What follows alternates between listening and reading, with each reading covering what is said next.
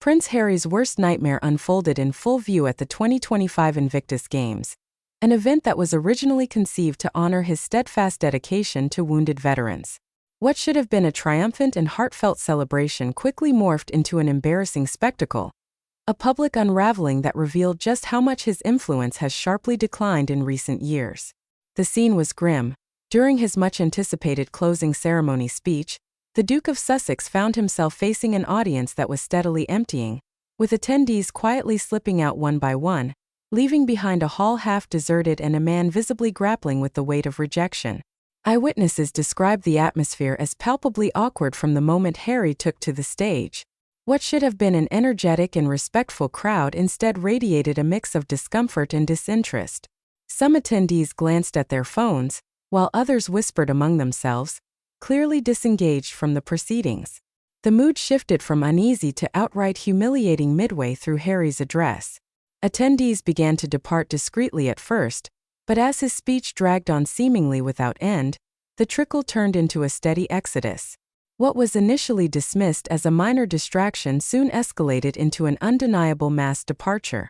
By the time Harry reached the closing remarks, the hall had transformed into a sparse gathering, with only a handful of dedicated attendees remaining, those who either had no alternative or stubbornly chose to stay to witness what Harry would do in the face of such a glaring snub. The sight of the emptying hall was impossible for Harry to ignore. According to sources close to the event, his previously composed and authoritative presence gave way to visible signs of frustration. He clenched his jaw tightly and gripped the podium, clearly fighting to maintain his composure amid the growing humiliation. It was a moment heavy with unspoken meaning. This was no mere oversight or unfortunate timing but a stark public repudiation of his presence, his message and quite possibly his relevance. For a man who once commanded respect and admiration as the figurehead of the Invictus Games, this was a gut-wrenching reminder that those days might be behind him. The pressing question that loomed over the event was why such a dramatic shift had occurred. After all, Harry was one of the original visionaries behind the Invictus Games, and for many years, he was lauded for championing the cause of wounded veterans with genuine passion and commitment. Yet, in recent times, his standing among veterans, supporters, and the wider public has deteriorated significantly. His persistent public criticisms of the royal family, combined with controversies surrounding his Netflix ventures and his frequent portrayal as a victim rather than an advocate, have alienated many who once stood firmly by his side. What was once a unifying and commendable cause has been overshadowed by personal disputes and distractions that have left many questioning whether Harry remains the right figure to represent the event's noble mission. Insiders privy to the organization's inner workings revealed that frustration with Harry had been building behind the scenes. Several organizers reportedly felt that Harry's focus had shifted away from the veterans themselves, suspecting that he viewed the games more as a platform to polish his own public image than as a genuine effort to serve the wounded servicemen and women. This perceived shift in priorities caused significant tension, contributing to a growing divide between Harry and the event's core supporters. Adding to the intrigue, Meghan Markle's notable absence from the ceremony did not go unnoticed.